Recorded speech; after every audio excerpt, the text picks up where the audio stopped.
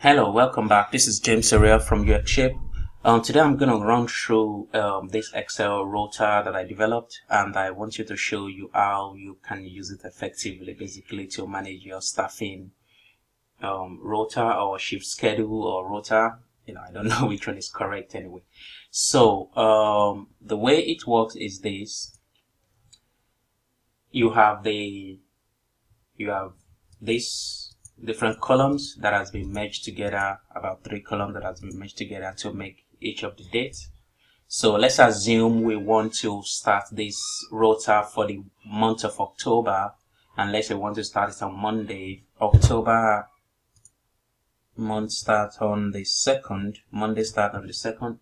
So what we do is we put the date here. We just put our mouse and click here, highlight this, and we can type 110 for October 2017 and press enter. Once we press enter, it changes to the date of October, Monday 2nd October 2017.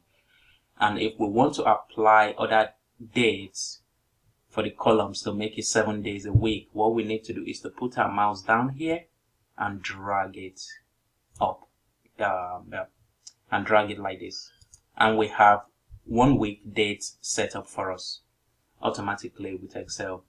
Now this section here is for a department name, so whatever your department is called, you can just simply type the department name there, and this is just a placeholder for the total hours. This has been done for the calculation for the total hours.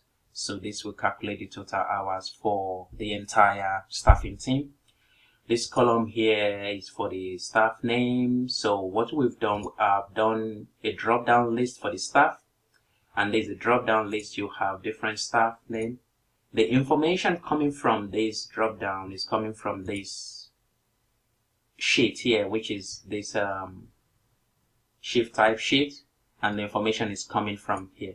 So if you want to update it, you can just highlight this, go to data, go to data validation. It's already in list. Then you can put your mouse on the source and you can just highlight whatever data you've put there. So if you have 50 staff members, you can just highlight it and it will get you the list of the staff. So I'll just put it here for like 27 lists, and you say apply.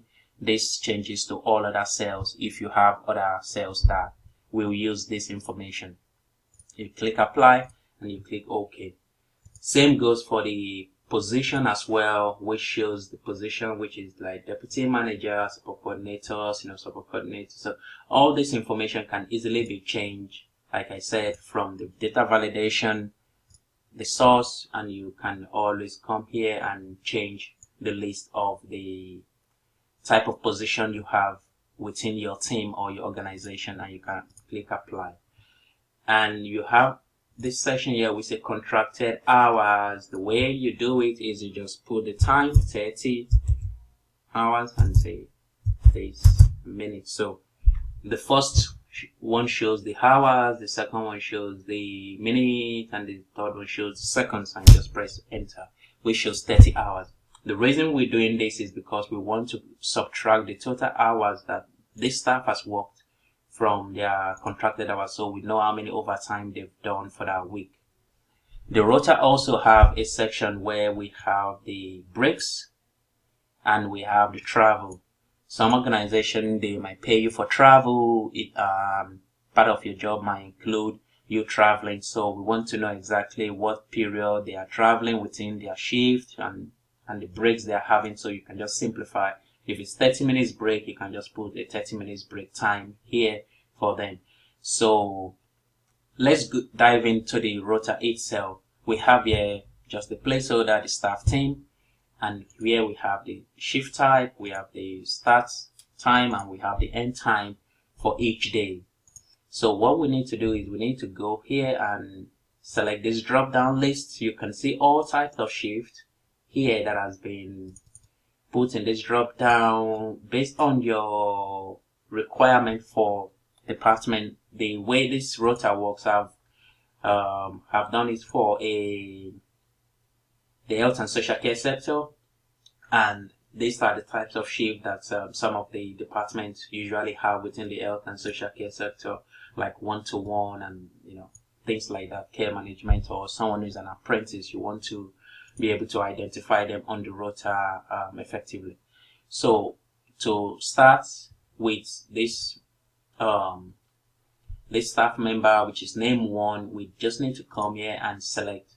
By the way, this information again is coming from the shift type table. Like I said, from here it's coming from this section, so we can always just add more lists to it. So if you go to the shift column and then you add another list and say BB, let's say, let's go there and type BB first, BB, and just CMH, so you realize that BB CMH is not showing here, but if we want to get that data, we just need to go to data validation, select the source, and we can just highlight everything up to that BB CMH and apply changes. Look what happens when you apply these changes to all other cells with the same settings. It applies to every cell of the that has the shift type drop down list within the days. So from Monday to Sunday, you can see this blue section here. It means that once you click apply these changes to all other cells with the same setting, every cells here is going to have the updated list. So we just click OK, and if we go drop down, we can scroll down and we can see the BBH. If we come to another column, we can just scroll down and we can see the BBH. So this Excel rota is very simple, easy to use, inexpensive, of course, because you don't have to spend so much money on softwares, and you have this template to use to manage your staffing rota or shift schedule. So let's go into creating shift for someone here. We can actually come here and say, let's say the manager is going to be doing admin all day, so we can put here and say 9 o'clock to 5 o'clock, which is 1700. The time works based on 24 hours clock. Look at what happens once we have here, we have 9 to 5, and we have the break 30 minutes that we've taken away from here, and we have I can just put another admin here, another admin. If I would, I'll just copy it and just paste it. I will advise not to copy, because if you copy, then all the the column will be destroyed basically with all the formatting. You can see some of the pages are really nicely formatted, but for someone who has experience, you can just copy and paste it if you know what you're doing. But if you don't understand it, don't copy and paste, just type it in with your keyboard. So we have 5 days shift, 9 to 5, which imply is about 30 hours. It's about 40 hours. If we look at date, we've put the date here, the breaks here. So I'll just remove these breaks. I'll remove this break because the person don't work on Saturday. So what we have here, we have 37 hours, 30 minutes, and overtime is 30. But because here it's gonna normally be 38 hours, so we can just change this to 38 hours. And if we change it to 38 hours, you can see this person doesn't have any overtime left at all, because the total hours is less than the contracted hours. So this is calculating, but if we remove the breaks, we will see that everything changes back to 40 hours with 2 hours overtime. So that means in a week, the this staff member is taking 2 hours break of 30 minutes each day. So the way this rota works is very flexible. You can change it. For the travel times as well, you can put the travel time, but what you need to consider is the travel time will fall within the time that the person is working. So let's say the shift is going to start at 9 o'clock and end at 1700, which is 5 o'clock. And the person is going to travel within that shift for like 1 hour. What we could put 10 a.m. and we could put here for, let's say, 11 a.m. We have here 38 hours, 30 minutes, because really, this time will fall within this time. So it's not going to give them much overtime like that, because the travel time is within the work time. So the way this Excel rota works is very simple. You can just drop down, scroll down as much. Unfortunately, Excel cannot show all the list that is present, so we have to scroll down each of these each of the drop down list, and we can select our shift types, and we can put the times that we want there. So if, let's assume